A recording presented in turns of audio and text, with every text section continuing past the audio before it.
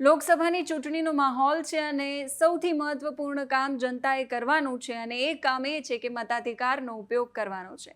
જનતા પોતાના મતાધિકારનો ઉપયોગ ક્યારે કરશે? જ્યારે બંને ઉમેદવારો એમના માટે શું કામ કરશે એ માહિતી જો જનતા પાસે હશે તો। અને એટલા જ માટે જમાવટ એટલે કે અમે તમારા માટે પ્રયાસ કર્યો છે કે બંને ઉમેદવારો તમારા માટે આવતા 5 વર્ષમાં શું કામ કરશે એ એમને ફોન કરીને પૂછીએ અને 1.5 મિનિટની અંદર એ અમને જવાબ આપે કે તમારા માટે શું કામ કરશે। આજે વાત કરવી છે સાબરકાંઠા લોકસભા વિશે। સૌથી વધુ ચર્ચાતી આ બેઠક રહી છે અને ઇતિહાસમાં પહેલી વખત એવું બન્યું કે ભારતીય જનતા પાર્ટીએ ઉમેદવારો બદલવા પડ્યા અને ઉમેદવારો બદલ્યા। એમાંથી એક બેઠક સાબરકાંઠાની પણ હતી કે જ્યાં ભારતીય જનતા પાર્ટી તરફથી હવે લડી રહ્યા છે શોભનાબેન બારૈયા અને કોંગ્રેસ તરફથી લડી રહ્યા છે તુષારભાઈ ચૌધરી। આ બંને નેતાઓ આવતા 5 વર્ષ માટે તમારા માટે શું કામગીરી કરશે એના માટે અમે એમને ફોન કર્યો અને ફોનમાં એમણે શું જવાબ આપ્યો, એમનું શું વિઝન છે આવતા 5 વર્ષો માટે, સાંભળો।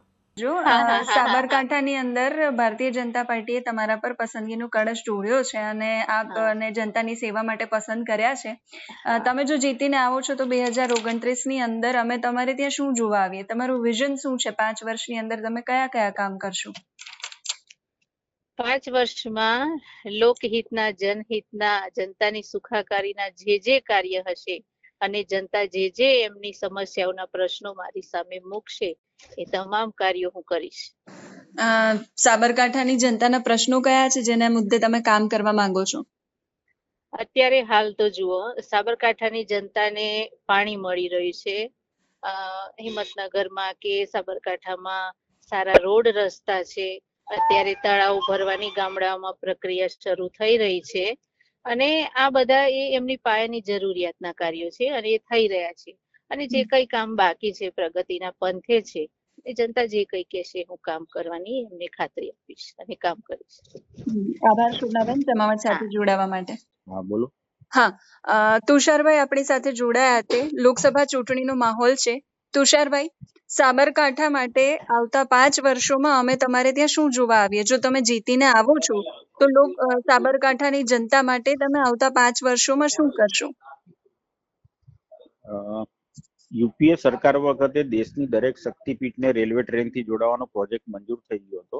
એના ભાગરૂપે અંબાજી માતાનું ધામ અંબાજી પણ રેલવે ટ્રેનથી જોડવાની વાત હતી, પણ હજી સાબરકાંઠા જિલ્લામાં રેલવે લાઇનનું કામ પૂર્ણ થયું નથી। એટલે મારી પ્રાથમિકતા એ પ્રોજેક્ટ વહેલી તકે પૂર્ણ થાય અને જે માતાજીના શ્રદ્ધાળુઓ દૂર દૂરથી દર્શન માટે આવે છે એવો ટ્રેન મારફતે અંબાજી પહોંચી શકે એ મારી પ્રાથમિકતા રહેશે। ઓકે, આભાર તુષારભાઈ, આપ અમારી સાથે જોડાયા। તો ફોન પર આપેલા બંને ઉમેદવારોના જવાબો પરથી હવે હિસાબ કિતાબ પરથી તમે અંદાજ લગાવી શકો છો કે આ બંને ઉમેદવારોમાંથી તમારા માટે શ્રેષ્ઠ કોણ છે। અમારો એટલો જ પ્રયાસ હતો કે તમે તમારો સાચો ઉમેદવાર પસંદ કરી શકો। આપને અમારો આ વિડીયો કેવો લાગ્યો અમને કમેન્ટ કરીને ચોક્કસથી જણાવજો। અત્યારે આ વિડીયોમાં બસ આટલું જ। નમસ્કાર।